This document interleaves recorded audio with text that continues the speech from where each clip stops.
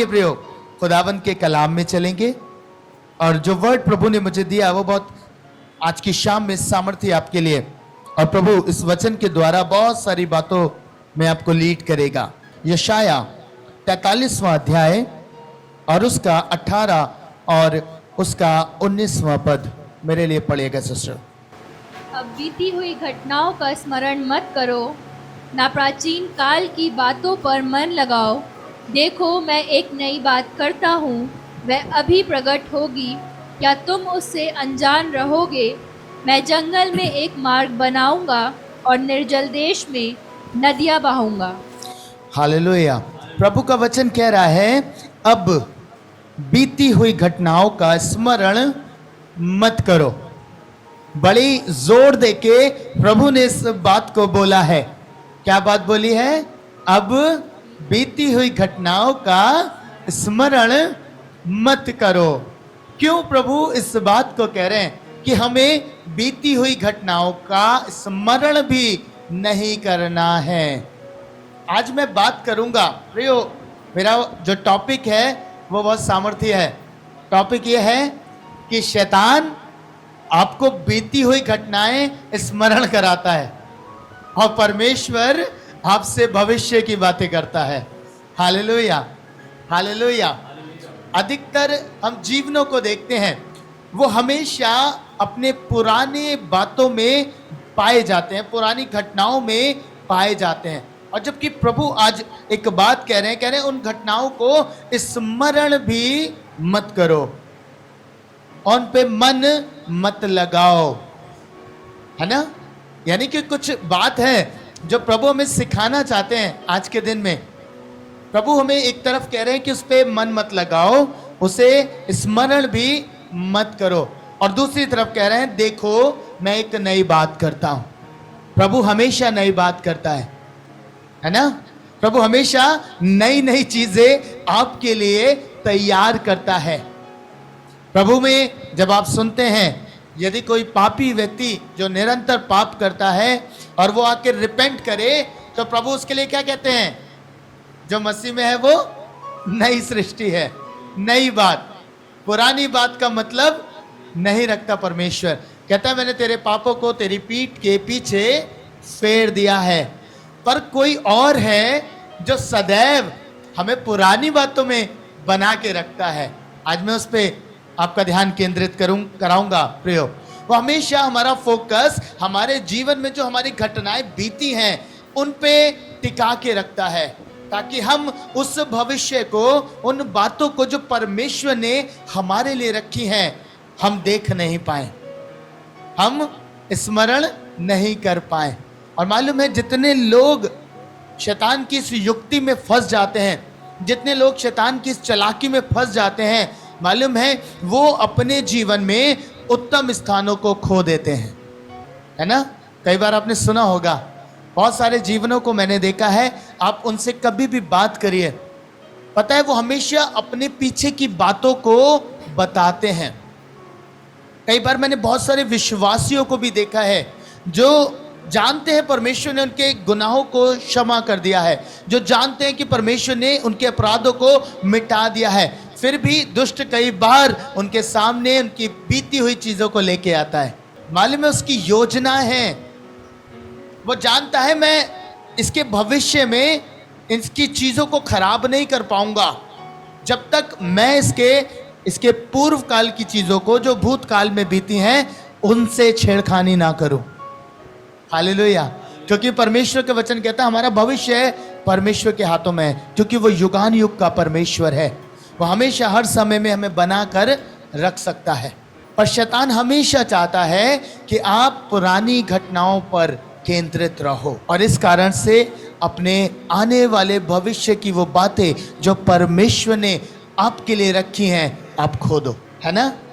कितने लोग यहाँ हैं जो इस बात को कहते हैं, बार बार वो चीजें आपके जहन में आती हैं, आप कुछ गलत करते थे, वो चीजें बार बार आपको याद दिलाई जाती हैं, बार बार कहा जाता है, आपको पता है लॉर्ड ने आपको क्लीन कर दिया है, अब आप वो पाप नहीं कर रहे, अब आप उन चीजों में नहीं पाए जाते, परमेश्वर ने आपको स्वतंत्र कर दिया, फिर भी बार बार आपके जहन में, आपके ख्यालों में ये बात आती है कि पता नहीं परमेश्वर ने मुझे क्षमा किया या नहीं किया, मैं ऐसे अपराध करता था, पता नहीं क्या हुआ, है ना?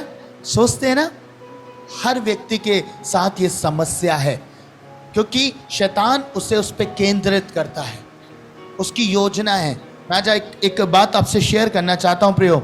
उत्पत्ति उसके 41वें अध्याय को और उसके पहले पद से और 4 पद को मेरे लिए पढ़िएगा। पूरे 2 वर्ष बीतने पर फिरौन ने यह स्वप्न देखा 2 वर्ष बीतने पर फिरौन ने ये स्वप्न देखा कि वह नील नदी के किनारे खड़ा है जी, और उस नदी में से 7 सुंदर और मोटी मोटी गायें निकलकर कछार की घास चढ़ने लगी। परमेश्वर का वचन कह रहा है, जो फिरौन ने स्वप्न देखा उसमें उसने क्या देखा? उसने देखा कि मोटी मोटी गाय निकलकर कछार की घास चरने लगी। कैसी हैं बताइए? मोटी हैं, तगड़ी हैं, यानी कि बहुत सुंदर होंगी, बहुत अच्छी होंगी, है ना? अच्छा दूध देती होंगी, सब कुछ अच्छा होगा क्योंकि फलवंत हैं, है ना? मोटापन दिखाता है फलवंतता को। कितने लोग हैं, कोई मोटा व्यक्ति उन्हें दिख जाए तो क्या कहते हैं? कौन सी चक्की का आटा खा रहा है ना? कहते हैं ना, कोई मोटा तगड़ा आदमी दिख जाए यही बोलते हैं, क्योंकि हम जानते हैं कि अच्छा खा रहा है, अच्छा लग रहा होगा शरीर में। ऐसे ही परमेश्वर का वचन कह रहा है कि ये मोटी मोटी गायें निकली और कछार की घास चरने लगी। आगे, और क्या देखा जी। उनके पीछे और 7 गायें जो कुरूप और दुर्बल हैं नदी से निकली और दूसरी गायों के निकट नदी के तट पर जा खड़ी हुई। तब ये कुरूप और दुर्बल गायें उन 7 सुंदर और मोटी मोटी गायों को खा गईं। परमेश्वर का वचन कह रहा है इनके पीछे से और 7 गायें निकली, और वो कैसी थी? करूप, निर्बल, दुबली पतली, बिल्कुल बेजान सी गायें थी। पर पता है उन्होंने क्या किया? वचन कहता है वो उनके पास खड़ी हुई। पहले यही लिखा है ना, दूसरी गायों के निकट नदी के तट पर खड़ी हुई। अभी खाया नहीं था, इनके पास खड़ी हुई। एक महान बात आपसे शेयर करना चाहता हूं प्रियो। पता है कई बार आपके पुराने पीछे के करूप अनुभव, आपके जीवन के वो पल, वो क्षण जो आपने बिताए और जो जिनसे आपको बहुत दुख हुआ, जिनसे आपको बहुत पीड़ा हुई, वो अनुभव आपके पास होते हैं। आप एक अच्छा जीवन आज के समय में जी रहे हैं, पर पता है बार बार जब ये पुरानी चीज़ें आपको स्मरण दिलाता है दुष्ट, जब बार बार आपके जहन में ये बातों को डालता है, वो तेरे साथ उसने ऐसा किया था, तेरे जीवन में ये सारी चीज़ें थी, ये बातें तेरे जीवन में पाई जाती थी, पता है आप निकट खड़े होते हैं उन चीज़ों के। अभी खा नहीं रहे थे, पर जैसे ही आपके जहन में आना शुरू होता है चीज़ें, जैसे ही आप उस पर केंद्रित होना शुरू होते हैं, तो बताएं आप मौका देते हैं उन करूप अनुभवों को, उन बातों को जो पीछे की थी, जो पूर्व काल में, भूतकाल में घटी थी, उन बातों को आप मौका देते हैं कि वो आपके आज के अनुभवों को, आज के मोटे और ताजे बलवंत फलवंतता के अनुभव को खा जाए। Hallelujah, hallelujah. परमेश्वर का वचन कहता है कि वो निकट खड़ी हुई, और उसके आगे लिखा है तब ये करूप और दुर्बल गाय उन 7 सुंदर और मोटी मोटी गायों को खा गई। क्यों खा गई? क्योंकि मौका मिल गया, इसलिए खा गई। आपके साथ भी प्रियो ऐसा ही होता है। जब आप शैतान की युक्ति में फंस जाते हैं, जब वो आपको केंद्रित करता है आपकी बीती हुई बातों में, उन बातों में जिन पे परमेश्वर कहता है आप उसको मन मत लगाओ, उससे स्मरण मत करो। वो बातें, मेरी सास ने मेरे लिए ऐसा कहा था, मेरे भाई ने मेरे लिए ऐसा कह दिया था, मेरे पति ने मेरे लिए ऐसा कहा था, मेरे पति का किसी और के साथ कुछ था, वो बातें आपके जीवन में जब बनी रहती है ना, हर समय आती हैं, क्योंकि शैतान जानता है कि मैं आने वाले समय में इसकी फलवंतता को नाश नहीं कर पाऊंगा, इसकी बढ़ोतरी को रोक नहीं पाऊंगा। जब ये परमेश्वर में चलेगा, जब ये परमेश्वर में चलेगी, तो वो हमारे अतीत को, हमारे उन पूर्व की बातों को हमारे सामने लेके आता है, और वो बातें सदैव हमारे सामने रहती हैं। आप देखिए लोगों को आप कहते सुनेंगे बार बार, जब भी उनसे आप कुछ बातें को पूछेंगे वो कहेंगे हाँ मेरे साथ पीछे घटना ऐसी हुई थी, मेरे समय ऐसे था, मेरी सास ने, मेरी बहू ने, मेरे पति ने, मेरी पत्नी ने ऐसा कहा था, और वो बातें आज तक मुझे दुख देती हैं, मुझे तकलीफ देती हैं। पता है आप क्या कह रहे हैं? आप कह रहे हैं कि वो बातें मेरे जीवन में कष्ट देती हैं और वो देती रहेंगी। हालेलुया। क्योंकि आप उस संपन्नता को, उस बढ़ोतरी को देख नहीं पा रहे जो परमेश्वर आपको दे रहे हैं। आपको परमेश्वर ने बढ़ाया है, फलवंत करा है, और आपका ध्यान पुरानी बातों पे लगा हुआ है, पुरानी चीजों पे लगा हुआ है, और वो पुरानी चीजें आज का अनुभव आपका कड़वा कर देंगी, आज की आशीषों को खा जाएंगी। जैसे ये पतली गायें उन मोटी गायों को खा गई, नाश कर दिया। प्रियो, ये शैतान का सबसे बड़ा हथियार है, ये उसकी युक्ति है कि आपको वो केंद्रित रखता है कि आप परमेश्वर के बारे में सोच ही ना पाए। आपको मालूम है, आपके जीवन में एक ऐसा स्थान आता है, परमेश्वर का वचन क्या कहता है? परमेश्वर ने इजराइलियों को मिस्र की गुलामी से निकाला और कहाँ जाने के लिए बुलाया? कनान। कनान जाने के लिए बुला लिया। एक स्थान जहां से परमेश्वर निकाल रहे हैं, दूसरा स्थान जहां परमेश्वर पहुंचा रहे हैं, पर इस दोनों के बीच में एक इंटरमीडिएट स्टेट आती है। बीच का जो समय होता है, आपको मालूम है बीच का समय है जंगल का समय। इजरायली जंगल में गए, पता है क्या हुआ? परमेश्वर ने अद्भुत सामर्थी हाथ बढ़ाकर उन्हें मिस्र की गुलामी से बाहर निकाला, पुराने कड़वे अनुभवों से बाहर निकाला और जंगल में लेके आए। परमेश्वर जंगल का जो समय होता है ना, आपको बताना चाहता हूं, आपकी लाइफ के भीतर जिस घड़ी आपने परमेश्वर को ग्रहण किया, प्रभु ने आपको निकाल लिया, आप मिस्र से बाहर आ गए, अब आप परमेश्वर के साथ चल रहे हैं। तो पता है सबसे ज्यादा टफ पीरियड यही होता है, सबसे ज्यादा मुश्किल समय यही होता है। इजराइल के लिए सबसे ज्यादा कठिन समय यही लगता था। पता है क्यों? पहले तो टेम्पटेशंस प्रभु परख रहे थे कि ये विश्वास योग्य रहेंगे या नहीं रहेंगे। कहां से आरंभ हुई? उनके जीवन में कमियां आरंभ हुई। पानी नहीं मिला, है ना, भोजन नहीं मिला, बुड़बुड़ाने लगे, कुड़कुड़ाने लगे। बीच की स्थिति में परमेश्वर ने सिखाया मुझ पर निर्भर रहो, पर वो बुड़बुड़ा रहे हैं क्योंकि मिल नहीं रहा। और शैतान इस बात को देख रहा था, शैतान देख रहा था कि ये परमेश्वर के साथ खुश नहीं है, ये परमेश्वर के साथ सच्चाई से नहीं चल रहे। मेरे पास मौका, इन्हें पुराने अनुभव स्मरण कराता हूं। पता है क्या हुआ?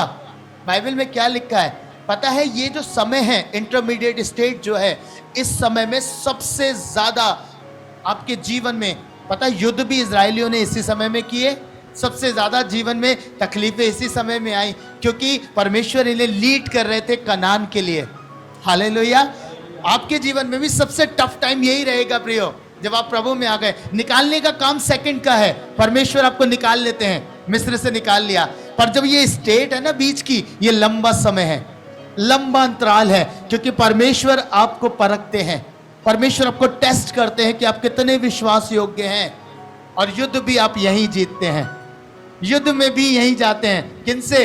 बहुत सारी बातें हैं, कुछ पाप जो बच्चे रह गए हैं, जो बाकी रह गए हैं, जिनमें बार बार गिर रहे हैं, प्रभु लेके आते हैं युद्ध के समान। प्रभु कहते हैं युद्ध जब तक जीतेगा नहीं तब तक आगे बढ़ेगा नहीं। इजराइलियों ने बहुत युद्ध इस दौरान जीते, और बहुत सारे प्रभु के दास दासी, बेटे बेटियां उस युद्ध में रहते हैं और उन्हें जीतते हैं। हालेलुया। कनान हम पहुंचेंगे, आत्मिक कनान की बात कर रहा हूं, पर जब तक हम यहाँ हैं, ये इंटरमीडिएट स्टेट है, और ये वो समय है जहां हमें अपने आप को प्रभु के साथ बना के रखना है। पता है इजरायली क्या कह रहे थे इस दौरान, जब उन्होंने देखा ये चीजें आ रही हैं, तकलीफें आ रही हैं? गिनती और उसके 11 अध्याय और उसके 5 पद को पढ़िएगा बहन। हमें वे मछलियाँ स्मरण है जो हम मिस्र में सेंत मेंत खाया करते थे। क्या कह रहे हैं इजरायली? हमें वो मछलियां स्मरण हैं जो हम मिस्र में सेंत मेंत खाया करते थे, जो हम मिस्र में सेंत मेंत खाया करते थे। क्या स्मरण आ रहा है? हाँ, अरे प्रभु के चमत्कार याद करो, कितने बड़े बड़े मिरेकल करके प्रभु ने बाहर निकाला तुम्हें, है ना? स्मरण मछलियां आ रही। कौन याद दिला रहा है इन्हें? शैतान। युक्ति है उसकी, वो बीती हुई घटनाओं को, वो घटनाएं याद दिला रहा है जो इनके साथ थी। संसार में ले जाना चाहता है, वापस मिस्र में ले जाना चाहता है, याद दिला रहा है वो बातें जो इनकी आशीष की थी, जो इनके भले की थी। कह रहा है हमें मछलियां याद हैं, और वो खीरे, और खरबूजे, और गंदने, और प्याज, और लहसुन भी, और लहसुन, ये याद आ रहा है ना? इजरायली कैसे लोग थे आप सोच के देखिएगा। अरे याद करना है तो वो समय याद करो पता है शैतान चला के आपको वो समय स्मरण दिलाता है जो भरपूरी का था। वो समय जब आप बहुत खुश थे, संसार में ऐशो आराम की जिंदगी जी रहे थे, आनंद ले रहे थे, वो समय याद दिलाता है। पता है मैं जब इसे पढ़ रहा था मैंने कहा प्रभु इन इजराइलियों को ये नहीं दिख रहा जब इन्हें हंटर पढ़ते थे, जब इन्हें पढ़ते थे पीछे से, जब ये काम नहीं करते थे हंटर लेके खड़े रहते तो इन्हें मारते थे, सुखा दिया था इनका बदन, गुलामी का जीवन जी रहे थे मिस्र में, वो याद नहीं आ रहा है। याद क्या कर रहे हैं? मिस्र की प्याजे, मिस्र के गंदने, मिस्र के खीरे, उसकी मछलियां, क्योंकि वो इनके देह को आनंद देती थी। पता है शत्रु आपके जीवन में क्या याद दिलाता है? आप जब संसार छोड़कर प्रभु के पीछे चले आए हैं तो संसार की वो बातें याद दिलाता है, वो बातें स्मरण कराता है जो आपके लिए आपको लाभ की लगती थी, है ना?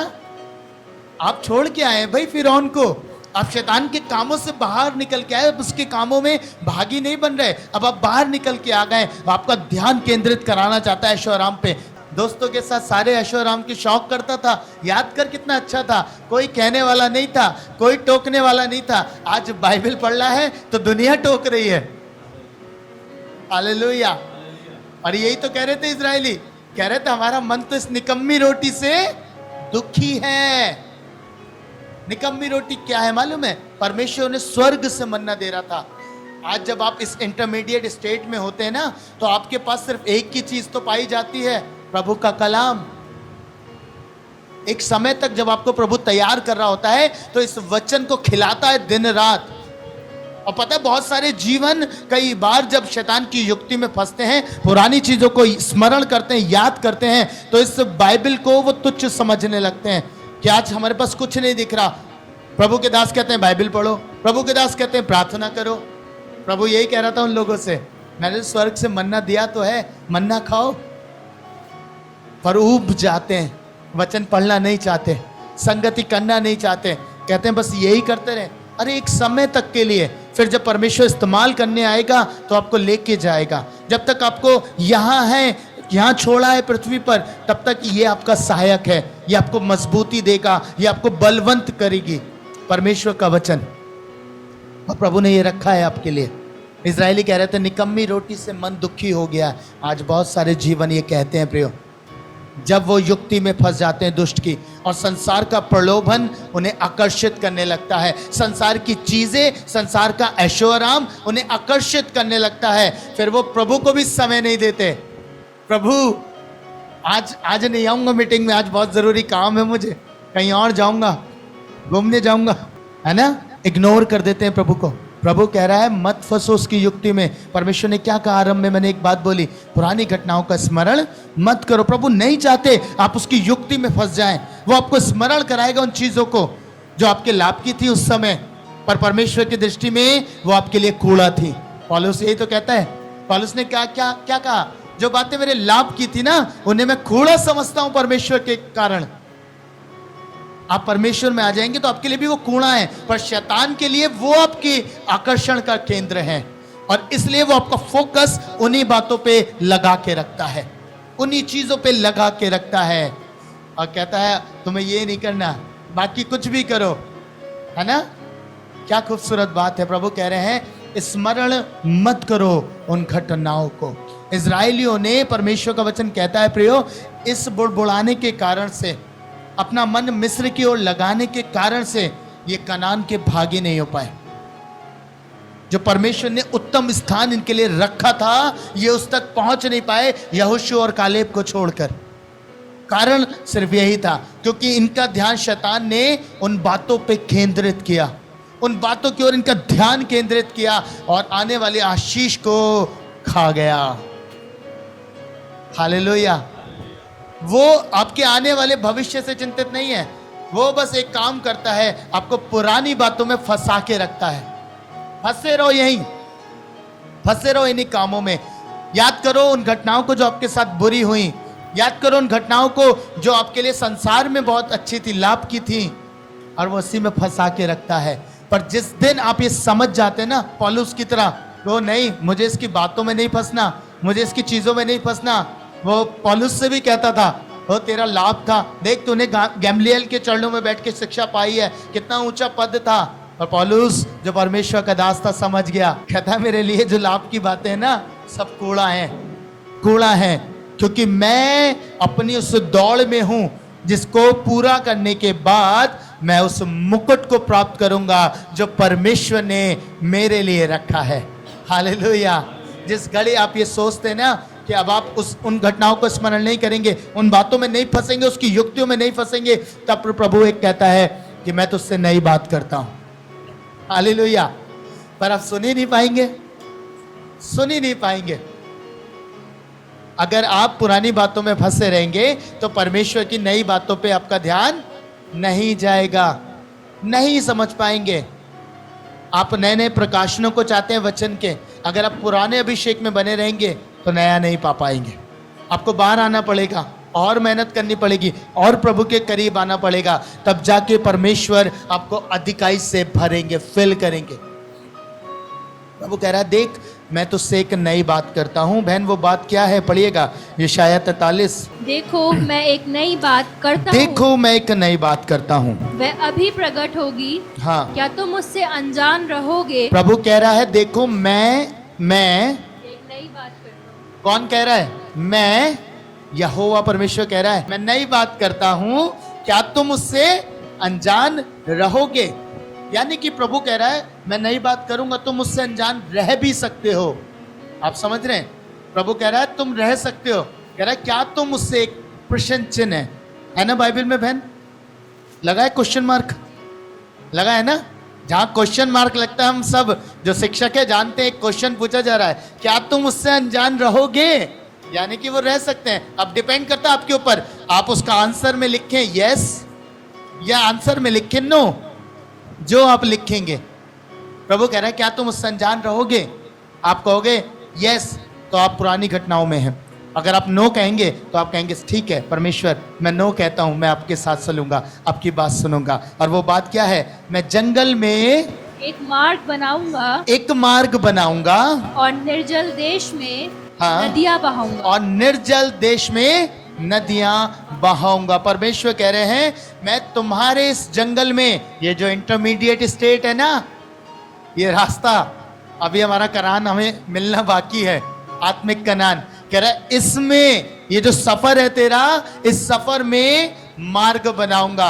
जहां तू तकलीफ में होगा, जहां तुझे प्यास लगेगी, जहां तुझे भूख लगेगी, जहां तुझ पे तकलीफ आएगी, उस समय मैं मार्ग बनाऊंगा। इजराइलियों के लिए भी बनाया ना, प्यासे हुए चट्टान से पानी पिलाया, भूखे हुए मन्ना खिलाया, बटेरे भी भेजी, सब कुछ किया। परमेश्वर आपसे प्रेम करते हैं, आपके लिए सब कुछ करते हैं। लेकिन मैं इस जंगल के मार्ग में, इस जंगल में एक मार्ग बनाऊंगा और निर्जल देश में, जहां जल नहीं होगा, जहां कुछ नहीं होगा, शायद वो आपका जीवन हो। नदियों को मतलब समझ रहे हैं, निर्जल देश, शायद पवित्र आत्मा की अनुपस्थिति हो, शायद पवित्र आत्मा की परिपूर्णता आपके जीवन में ना हो। पर यदि आप केंद्रित हो जाएंगे परमेश्वर पे, यदि आप प्रभु की नई बात को सुनना आरंभ करेंगे, तो परमेश्वर कह रहा है उस देश में अर्थात तुम्हारे जीवन में क्या करूंगा? नदियां बहा दूंगा। हालेलुया। परिपूर्णता पवित्र आत्मा की, इस जंगल के सफर में परमेश्वर की परिपूर्णता प्राप्त करेंगे। प्रियो, कितनी खूबसूरत बात प्रभु आपसे आज शाम कर रहे हैं। आप तैयार हैं परमेश्वर की आवाज़ को सुनने के लिए, या आप केंद्रित रहना चाहते हैं दुष्ट की बातों में? अगर आप तैयार हैं परमेश्वर की आवाज़ को सुनने के लिए, तो नीचे के ये पद आपके लिए हैं।